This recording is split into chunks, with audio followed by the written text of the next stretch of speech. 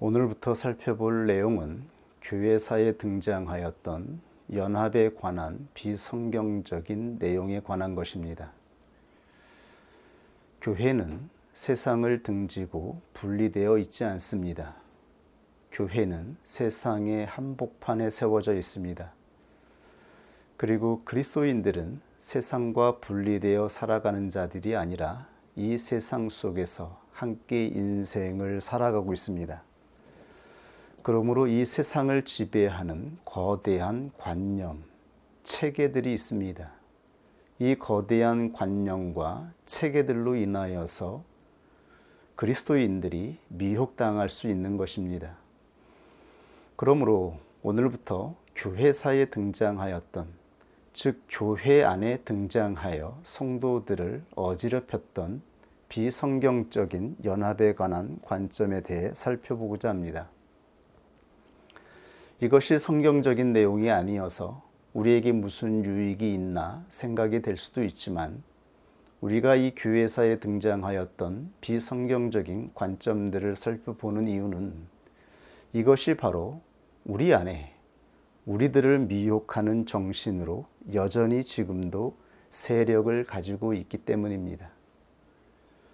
아마도 하나님께서 거듭나게 하시는 그리스도인들이 없다면 교회는 이 세상 속에서 보존되지 못하였을 것입니다. 교회는 하나님께서 거듭나게 하시는 그리스도인, 그리고 거듭난 그리스도인 안에 임한 진리의 영으로 말미암아 교회가 안전하게 지켜질 수 있었던 것입니다.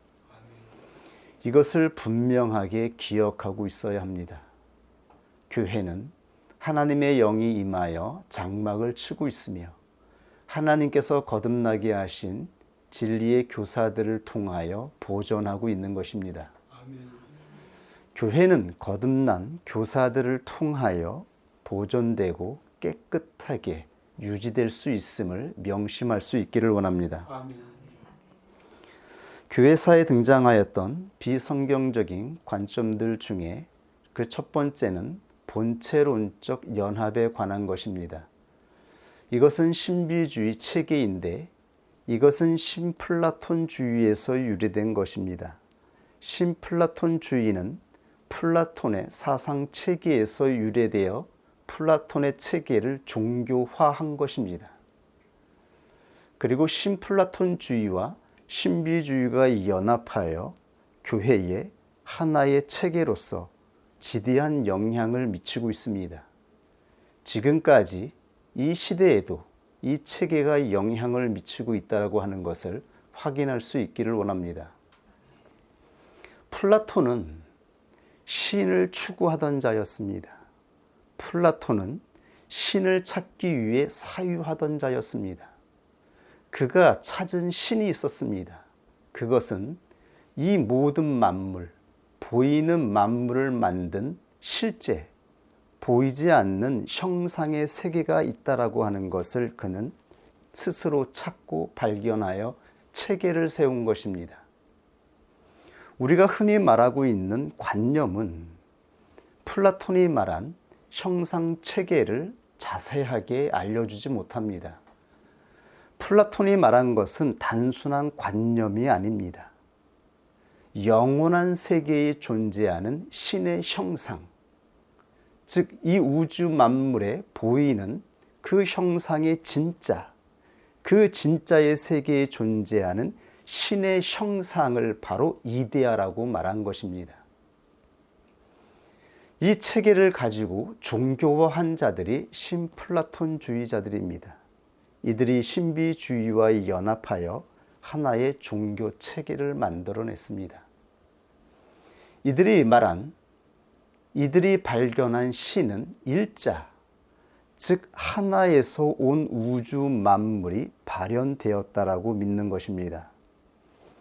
이들은 하나에서 만물이 흘러나와 단순한 모양이 되고 이 단순한 모양에서 퍼져서 다양한 모양으로 이 세계에 퍼지게 되었다라고 말하는 것이지요.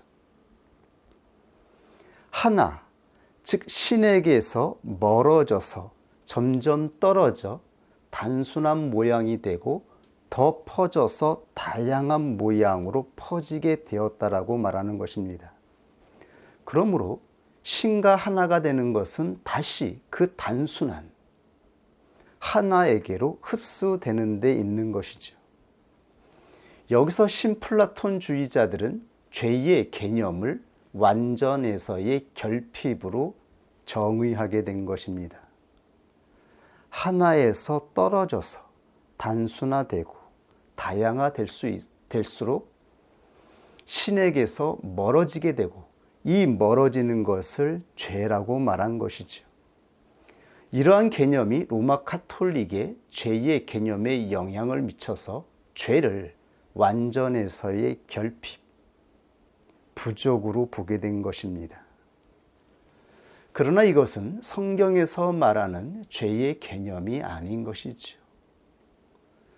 인간은 피조물입니다. 우리는 완전하지 않습니다. 부족합니다. 결핍된 것들이 있습니다. 이것이 죄의 본질이 아니라 하나님이 말씀하신 계명을 어기는 것. 우리의 지성과 의지를 사용하여 하나님이 말씀하신 계명을 어기는 것. 이것을 죄라고 선포하고 있는 것이죠. 우리의 모양이 어떠하든지, 어떻게 생겼든지, 우리의 성격이 어떠한 모습이든지, 이것으로 인하여 우리가 죄인이라 말씀하시는 것이 아니라 하나님의 말씀을 어기고 하나님에게서 떠나가는 그 불신을 바로 죄의 본질이라고 성경에는 명확하게 선포하고 있는 것입니다. 그러나 신플라톤주의와 신비주의자들은 죄의 개념을 성경을 떠나 철학적인 개념으로 혼합시켰습니다. 이들이 교회에 지대한 영향을 미치게 되었는데 초대교회에는 영주주의 형태로, 그리고 초대교회 500년대에 동방교회에 디오니시우스가 나타나서 신비주의 신학을 전파했습니다. 교회는 나중에 동방교회와 서방교회로 갈라지게 됩니다. 이러한 자세한 부분들은 여러분들이 시간을 내어서 공부해 보셨으면 좋겠습니다. 우리가 알아야 될 것은 이 플라톤주의와 신비주의를 결합한 데서 유래한 이방 종교의 신비주의 형태가 동방교회는 디오니시우스라고 하는 사람을 통하여, 서방교회는 1300년대에 에크하르트라는 사람을 통하여 전파되었다라고 하는 것입니다. 이들을 통하여 교회 안에 신비 신학의 형태가 전통으로 남게 되었습니다. 이들은 교회 안에서 하나님에 대한 신앙, 하나님과의 연합에 대한 이 놀라운 신비로운 경험을 왜곡하고 이방 종교의 형태로 사람들을 미혹하게 된 것입니다. 하나님과의 연합은 참으로 신비로운 것입니다. 이것은 거듭난 자들이 느끼는 놀라운 체험이며 진리의 성령이 임하여 조명하여 주시는 그 놀라운 진리의 세계, 이것으로 말미암아 하나님을 찾아가는 놀라운 그리스도인들의 연합을 나타내고 있습니다. 이것을 말로 다 설명할 수 없기에 신비롭다, 신비하다라고 말을 하는 것이죠. 그런데 이 신비를 말로 설명할 수 없어서 다 표현하지 못하는 이 신비로운 경험을 이방 종교의 철학적인 체계를 가지고 잘못 인도하는 교사들이 교회를 부패시키고 타락시키고 있다라고 하는 것입니다. 디오니시우스는 가명입니다. 교회 역사가들은 신비주의자들이 자신들의 신비주의 체계를 옹호하기 위해서 바울 사도의 제자였던 디오니시우스의 이름을 사용하여 그 책을 썼다라고 말을 하는 것이지요. 그래서 이것은 가명입니다. 그가 말한 연합의 체계는 첫 번째가 정화, 즉 죄를 씻어내는 것입니다. 끊임없이 죄를 씻어내고 그 다음에 조명, 신적인 조명을 받는 것이죠.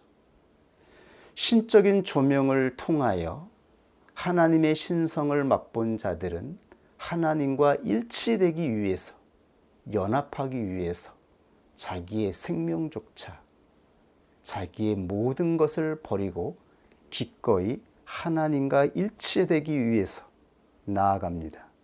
이것이 바로 연합의 단계입니다. 언뜻 우리가 들으면 교회에서 증거하는 하나님을 향한 연합하는 자들의 신앙과 다르지 않은 것처럼 보입니다. 그러나 이들이 말하는 연합의 본질은 인격적인 것이 아닙니다. 이것을 분명하게 알고 있어야 됩니다. 이들이 말하는 연합은 일자, 하나에게로 돌아가서 그 하나에게로 흡수되어 융합하는 것입니다. 이것이 바로 이들이 말하는 연합입니다. 이들이 말하는 연합은 무념무상, 자기의 모든 지식과 의지를 시면으로 내어 던져버리고 무념무상으로 아무것도 사고하지 않고 아무런 의지도 가지지 않은 채 깊은 바닷속으로 자기 자신을 던져버리는 것입니다. 거기서 하나님을 만나는 것이지요. 인간이 발견할 수 없고 알아낼 수 없는 그 미지의 하나님을 만나는 데 있는 것입니다. 이것이 모든 신비주의 체계가 갖고 있는 연합의 개념인 것입니다. 이것은 신플라톤주의에서 유래된 철학적인 종교 체계입니다. 이것을 명심하십시오. 근데 로마 카톨릭은 디오니시우스의 사도성을 옹호합니다. 이것은 가명인데 로마 카톨릭 내에서는 디오니시우스의 사도성을 옹호하는 전통이 있습니다. 왜냐하면 로마 카톨릭 교회 안에는 신비주의 신학을 계승하는 전통이 있기 때문입니다. 그러므로 로마 카톨릭 교회 안에는 진리와 비진리가 섞여 있습니다. 어느 것이 진짜 진리인지, 어느 것이 가짜인지 구별할 수 없을 정도로 섞여서 혼합되어 있는 것입니다. 그러므로 이제 더 이상 로마 카톨릭 교회를 통해서는 하나님의 진리가 증거될 수 없다라고 선언하는 것입니다. 왜 그곳에 하나님을 믿는 신실한 신자들이 없겠습니까? 왜 그곳에 초대교회를 계승한 카톨릭 교회에 진리가 있지 않겠습니까? 그러나 너무나 이방 종교, 철학적인 체계와 혼합되어 있어서 진리를 가려낼 수 없다라는 것입니다. 이것은 비단 로마 카톨릭 교회의 문제만은 아니죠. 이제 현대 기독교 내에서도 복음주의 안에 진리와 비진리가 섞여 있는 것을 보게 되기 때문입니다. 지금 이 시대에 기독교 영성을 대표하는 자들이 있습니다. 로마 카톨릭 교회에는 헨리 나우인, 그리고 개신교회에서는 리차드 포스터, 이런 분들을 통하여서 신비주의 신학이 증거되고 있습니다. 너무나 유명한 사람들이죠. 이들은 종종 영성 세미나를 열게 되는데 이 시대에 기독교 서점에 가보면 영성이라는 이름을 가진 책자들이 많이 있는 것을 보게 되죠. 여러분 조심하십시오. 성경에는 영성이라는 말을 사용한 적이 없습니다. 이 영성이라는 말은 본래 타 종교에서 진리를 찾던 구도자들이 사용하는 개념들입니다. 성경에는 경건이라는 말이 등장합니다. 하나님을 신실하게 신앙하는 자들, 하나님을 경외하여 하나님 앞에 부복하여 경건한 삶을 살아가는 사람들의 모습을 증거하고 있는 것이죠. 영성이라는 말을 사용하지 않습니다. 이 말들을 우리는 조심해야 하는 것입니다. 이 용어를 통하여 얼마나 기독교가 거짓 교리를 통하여 혼합되고 더럽혀지고 있는지요. 이번 기회에 저도 이 강론을 준비하면서 여러 가지 자료들을 찾아보았습니다. 여러 가지 자료들을 차려보았더니 이 리차드 포스터가 여는 영성 세미나에 합류한 달라스 윌라드, 그 유명한 기독교 지성을 대표하는 분, 그리고 한국 교회의 지성을 대표하는 많은 교회들이 이 연합에 참여하여 영성 운동을 하고 있더라고요. 얼마나 놀라웠는지 모릅니다. 우리는 하나님의 부르심을 따라 진리의 성령으로 조명하여 주시는 진리로 인하여서 좁은 길을 걸어왔습니다. 그래서 기독교 교계, 세상의 관념에 대해서 조금 떨어진 채로 안전하게 보존될 수가 있었습니다. 그런데 이번 기회에 조금 공부를 해보니까 얼마나 복음주의 안에 이러한 신비주의 체계들이 증거되고 많은 사람들이 따르고 있는지를 보게 되었습니다. 이러한 신비주의 신학은 현대에 와서 복음주의 안에 관상기도라고 하는 형식으로 전파되고 있었습니다. 관상기도. 2003년도에 하나님께서 서울을 떠나게 하여 주셔서 나그네로 대전에 머물고 있을 때에 하나님을 찾고자 하는 소망이 있었습니다. 그때 제 나름대로 하나님을 찾고자 하는 그 소망으로 찾았던 기도의 형식이 관상기도였습니다. 그때 관상기도에 대한 책자들을 여러 개 찾아보았죠. 그 대표적인 관상기도의 저자가 토마스 머튼, 그리고 미지의 구름이라고 하는 책자입니다. 이 미지의 구름은 13세기에 등장했던 책인데 이것이 바로 디오니시우스의 신비주의 신학을 계승하는 책입니다. 모든 관상 기도를 하는 사람, 관상으로 하나님을 만나고자 추구하는 사람들은 토마스 머튼의 저서, 그리고 무지의 구름이라고 하는 이 저서를 교과서로 살펴보게 됩니다. 여기서 말하는 미지의 구름은 우리의 지성과 우리의 의지로 찾을 수 없는 그 하나님을 향하여 자기의 모든 지식과 의지를 모두 존재의 심연 속에 던져버리는 그 미지의 구름을 의미하는 것입니다. 그때 드디어 자기의 의식과 자신의 지성과 자신의 의지를 넘어서는 진정한 신을 발견한다라고 말하는 것입니다. 2003년도에 이 관상 기도를 따라 기도를 연습할 때에 놀랍게도 하나님의 진리의 영이 임했습니다. 그리하여 하나님이 비추어 주시는 진리의 성령을 따라서 성경에 계시된 하나님의 뜻을 알게 되었습니다. 하나님의 뜻은 성경에 하나님의 뜻들이 펼쳐져 있었습니다. 성경을 통해 펼쳐져 있었던 하나님의 나라.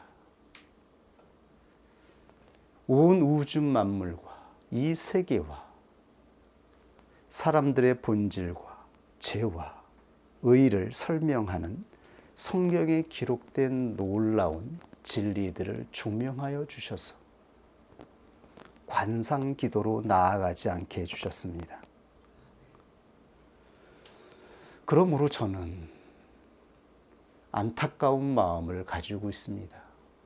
하나님을 찾고자 하는 자들, 하나님을 향해 열심을 가졌던 자들이 그 하나님의 열심으로 스스로 찾아갔던 방법들은 자신들의 자연적 본성과 일치하는 플라톤과 신플라톤주의, 신비주의자들이 찾았던 그 방향으로 흘러갈 수밖에 없다라고 하는 것을요. 그러므로 거듭나지 아니하면 하나님께서 약속하신 진리의 영이 임하지 아니하면 그 누구도 자기가 가지고 있는 그 건전한 지성으로 하나님을 찾고자 하는 그 열심으로도 하나님을 찾을 수 없다라는 것입니다. 기껏 그가 찾는 것은 결국 우상의 신앙인 것입니다. 하나님을 왜곡하고 하나님의 형상을 다른 모양으로 변질시키게 되는 것이죠. 그 길을 향해 나아가는 많은 사람들을 보게 됩니다. 하나님께서 거듭나게 하시는 그리스도인들을 통하여 교회가 보존되었다라고 하는 것을 다시 한번 확인하게 됩니다. 하나님의 전적인 능력으로 부르시고 택하신 자들을 거듭나게 하셔서 하나님의 진리의 영으로 교회를 지키고 있다라고 하는 것을 다시 확인할 수가 있었습니다. 이들이 말하는 것은 성경에 계시된 하나님이 아닙니다. 이들은 미지의 신, 알 수 없는 불가지의 하나님을 말합니다. 그들은 당신 자신의 존재에 대한 강렬한 의식이 사라져야만 비로소 온전한 묵상을 경험하게 된다라고 말합니다.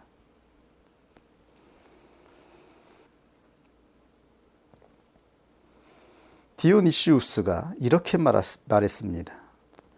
신비로운 묵상을 진지하게 수행하는 가운데 모든 감각과 모든 지적 활동을 내던지라.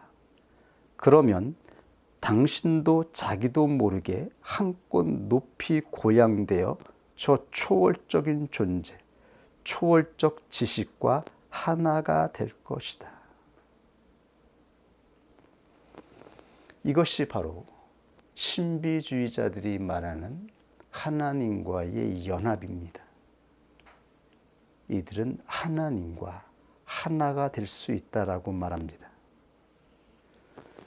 이들은 자기를 부정하라 말합니다. 자기의 지식을 부정하고 자기의 모든 것을 부정하라 말합니다. 자기의 존재를 다 내버리라고 말합니다. 그런데 이들이 말하는 자아 부정은 우리의 자아가 인격적인 과정을 통하여 하나님이 비춰 주시는 온전한 진리의 지식 앞에, 하나님의 거룩한 의지 앞에 부복하는 것이 아닙니다.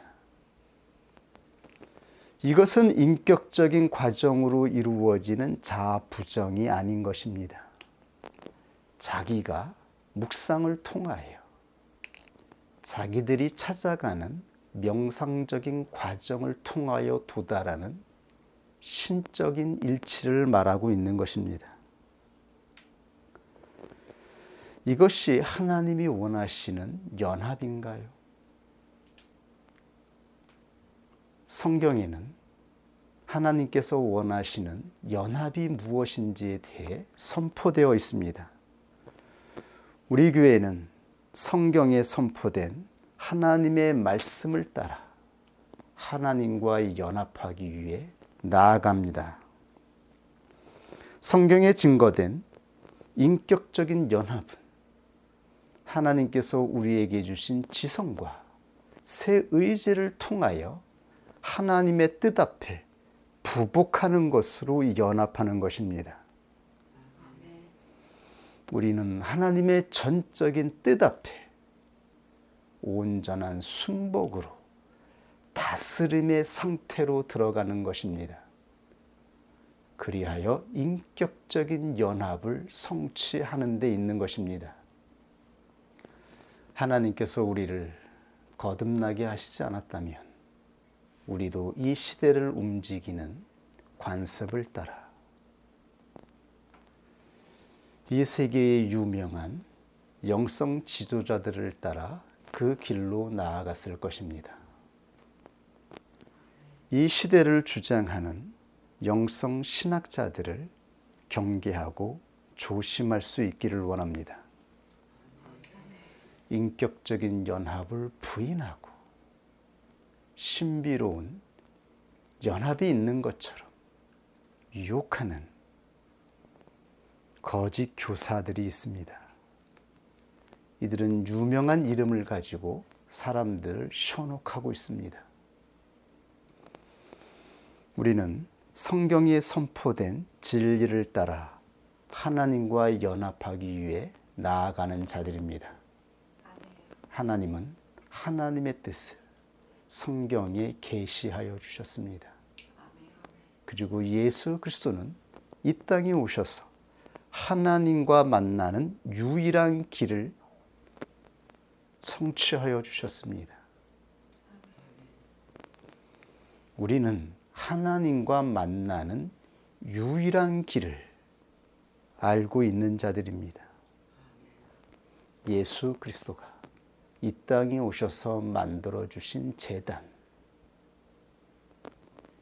그리스도가 자기를 희생하셔서 대속제물로 성취하여 주신 십자가의 제단을 통하여서만 하나님과 만날 수 있다라고 하는 이 놀라운 복음의 소식을 듣고 알게 된 자들입니다. 우리는 이 복음을 전하는 자들입니다. 다른 길은 없습니다. 이들은 여러 가지 길을 제시하면서 결국 자아가 추구하는 그 신비주의 체계를 통하여 모든 사람들이 하나, 신과 만난다라고 말합니다. 그러나 하나님은 이 땅에 하나님과 만나는 하나의 길을 이 땅에 계시하여 주셨습니다. 예수 그리스도가 직접 만들어 주신 십자가의 제단을 통하여 하나님과 우리는 만나게 되는 것입니다. 그리고 그 길은 예수 그리스도가 선포하신 계명을 따라가는 자들에게 나타날 것이며 선명하게 보이게 될 것입니다. 요한 사도는 요한일서 3장 22절 이하에 이렇게 증거하였습니다. 무엇이든지 구하는 바를 그에게 받나니 이는 우리가 그의 계명들을 지키고 그 앞에서 기뻐하시는 것을 행함이라. 그의 계명은 이것이니 곧 그 아들 예수 그리스도의 이름을 믿고 그가 우리에게 주신 계명대로 서로 사랑할 것이니라. 주님이 주신 계명대로 사랑하는 것입니다. 우리의 방식대로 사랑하는 것이 아니라 오직 주님이 주신 계명대로 사랑해야 할 것입니다. 이렇게 그의 계명들을 지키는 자가 주 안에 거하고 주는 저 안에 거하시나니 우리에게 주신 성령으로 말미암아 그가 우리 안에 거하시는 줄을 우리가 아느니라. 주님이 주신 계명, 하나님의 십계명을 성취하는 계명은 진리의 성령을 따라 오직 믿음으로, 소망으로, 사랑으로 행하는 계명의 행위일 때 성취될 수가 있는 것입니다. 우리 스스로의 노력으로, 선한 의지로 노력하여도 결국 우리가 행하는 우리의 의지는 하나님의 형상을 벗어나서 우상의 신상을 만들게 된다라고 하는 것을 명심하여야 합니다. 성경에는 그 증거가 기록되어 있는 것입니다. 그래서 성부 하나님께서 하나님의 택하신 자들을 위해 예수 그리스도를 이 땅에 보내신 것이며 그리스도를 통하여 진리의 성령을 우리에게 보내어 주신 것입니다. 진리의 성령으로 거듭난 자들은 하나님의 계명을 성취하는 자들입니다. 그들은 믿음을 따라 소망으로, 사랑으로 기꺼이 하나님 앞에 부복하는 의지로 하나님의 법을 성취하게 되는 것입니다. 이것으로 예수 그리스도가 말씀하신 하나님의 나라가 이 땅에 선포되는 것임을 우리가 명심할 수 있기를 원합니다. 여러분 주의하십시오. 이 땅의 유명한 자들, 우리가 유명한 자가 되지 않은 것에 대하여 하나님께 감사를 올려드립니다. 하나님께서 우리의 주인이 되어 주셔서 우리 교회를 보존하여 주시고 깨끗하고 순수하게 지켜주신 것에 감사를 올려드립니다. 우리를 거듭나게 하셔서 이렇게 안전한 곳에 거하게 하신 하나님께 찬양을 올려드립니다. 끝까지 계명을 따라 나아가는 자가 될 수 있기를 원합니다. 같이 하나님 말씀 앞에 기도하겠습니다.